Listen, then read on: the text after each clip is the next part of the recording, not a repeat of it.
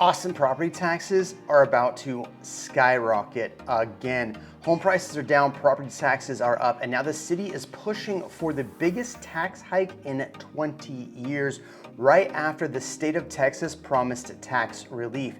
If you feel like you can't catch a break living here, you're not imagining it. Between falling home values, rising tax bills, and higher mortgage rates, and a cooling job market, Austin homeowners and renters are facing a perfect financial storm.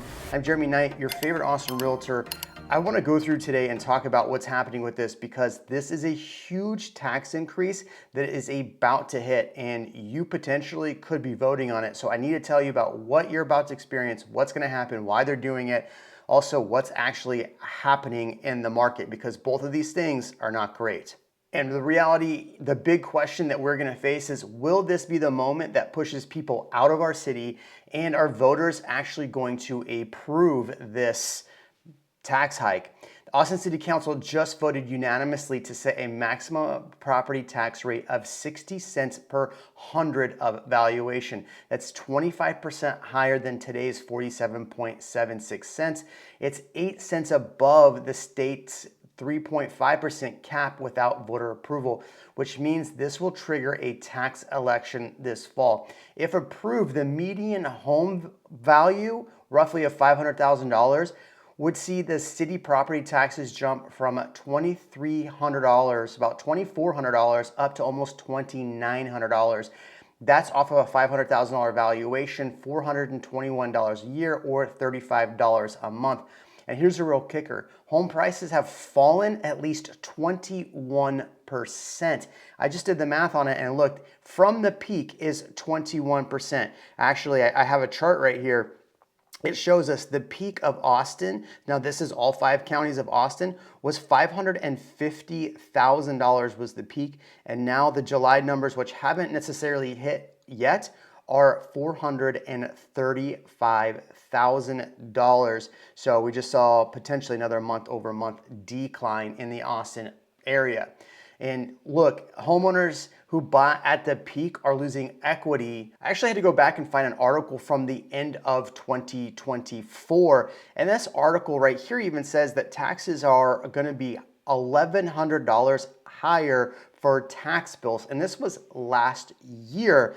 Now, look, let's be honest, since 2020, values have went up drastically to 2022, and then values dropped. And taxes, well, they kept going up the entire time. I found several articles that showed that taxes had gone up 56%, and now the city wants to raise them another 25%, and overnight your values would go up 21%. Not your values of your home, but the taxable values of your home. So homeowners who bought at the peak, they're losing equity and paying even more each year, which makes the tax hike sting even more. If you want a way to relieve your stress, check out Viva Day Spa and Med Spa.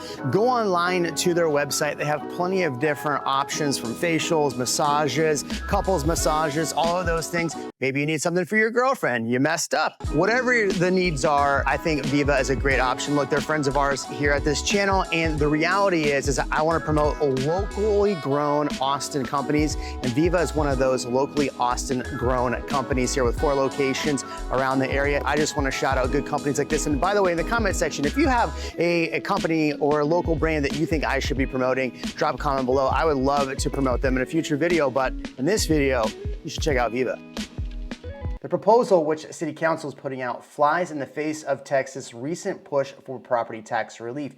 In 2023, Texas voters approved an $18 billion property tax cut, mainly by increasing the homestead exemption to $100,000, compressing the school district property tax rates.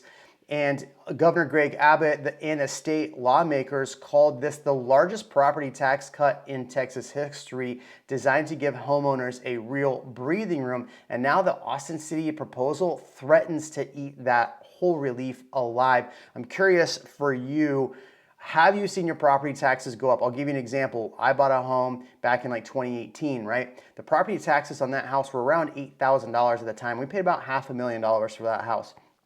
I just looked up the property taxes on that house. They're $19,000 right now, and they're going to continue to go up.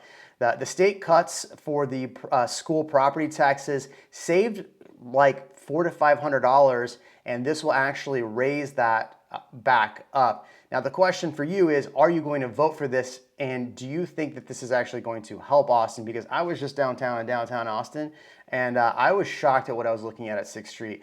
I went to the comedy club down there, and I was walking along 6th Street for the first time in a long time, and it was disgusting. I mean, like, what do you think?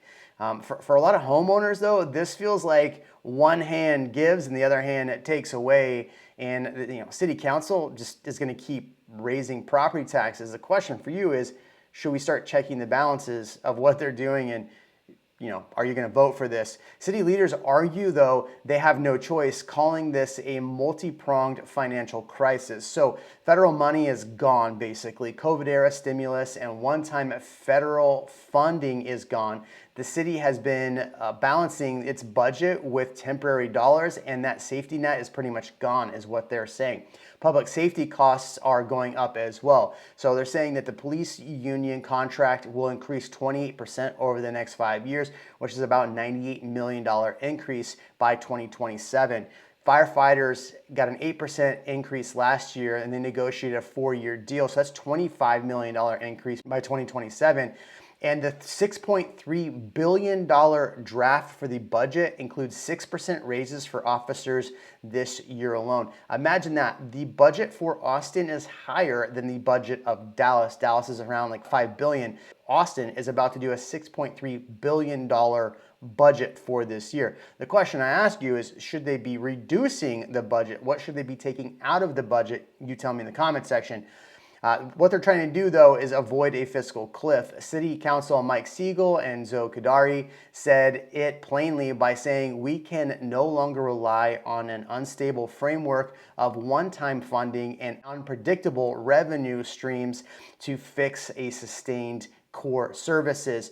From the city's view, raising taxes now or risk cuts to police, fire, and other essential services. I'm curious, what services do you think they should cut?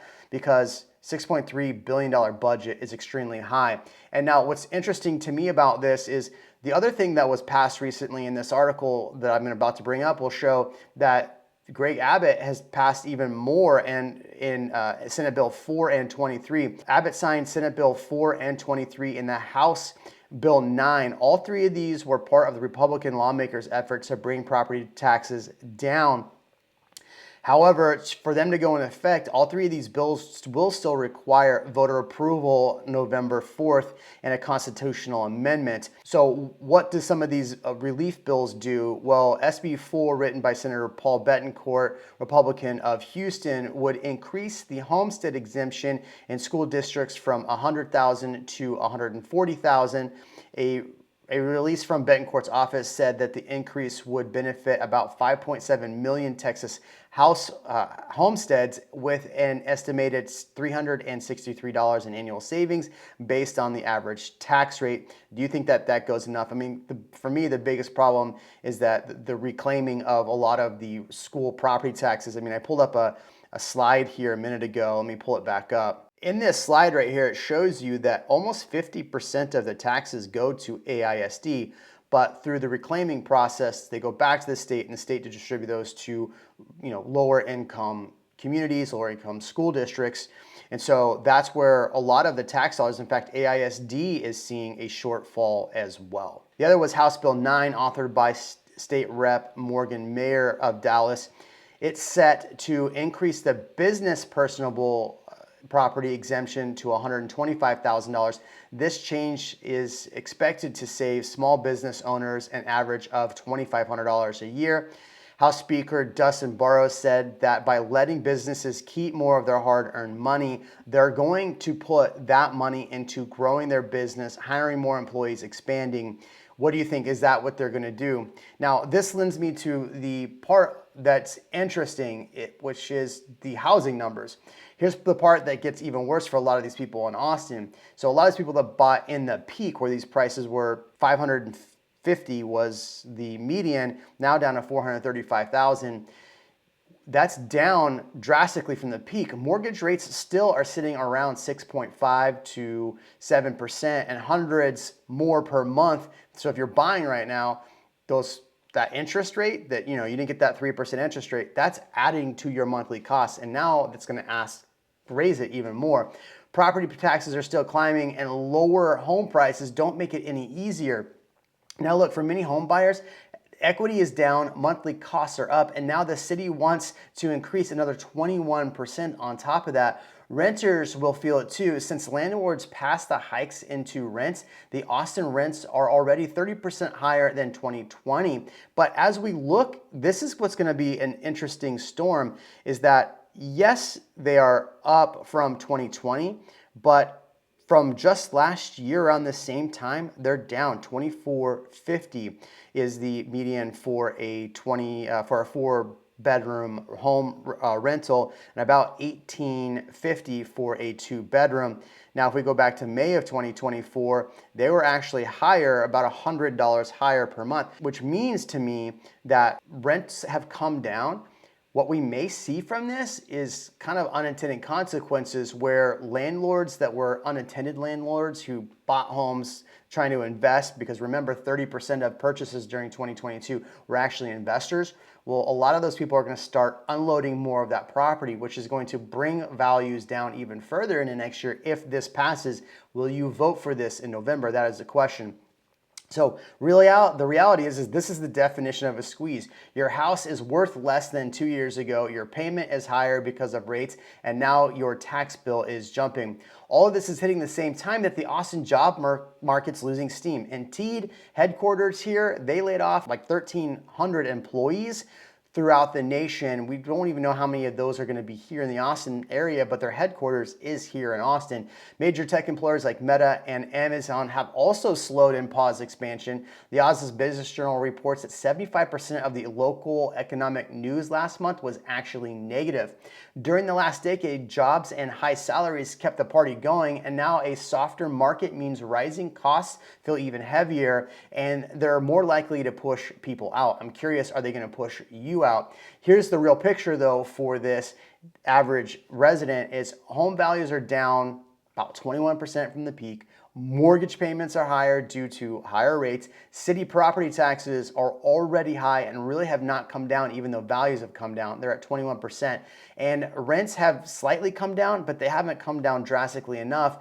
And the job market's cooling. Add that to inflation on groceries, gas, and utilities. The Austin feels less affordable than ever. I'm curious, do you think Austin feels less affordable? This is why locals feel like Austin is being priced out and the middle class is being priced out, while newcomers wonder if they're paying California prices without the California salaries. So here's what you're going to face as a voter this year. Approve the tax hike. City raises $175 million. Keep services funded, or reject the hike, and city cut services, risks slower emergency responses and delayed infrastructure. Either way, this goes directly against the state's proposed tax relief and puts more pressure on Austin's affordability crisis. So I don't know where to go with this. I mean, the other thing is, do we put more pressure on the city of Austin to reduce some of the other expenses in their line item budget? You tell me again, what do you want to see done? Are you going to be voting for this? I'm Jeremy Knight, your favorite Austin realtor. I like to do all the news, so you don't have to. I've done a lot of this small, short content about what's happening in Austin. I appreciate it if you follow me on Instagram at @TheRealJeremyKnight, or follow here and subscribe on this channel. My whole goal isn't necessarily to sell you a home in all of this. My whole goal is to tell you what's happening in Austin and what to expect when you're in Austin. If you want to move out of Austin, where should you be moving around the suburbs? Because the reality is, we're still seeing people move to Austin, but they're moving in the suburbs versus directly to Austin. This could be why. I'm Jeremy Knight. We'll see you in the next video.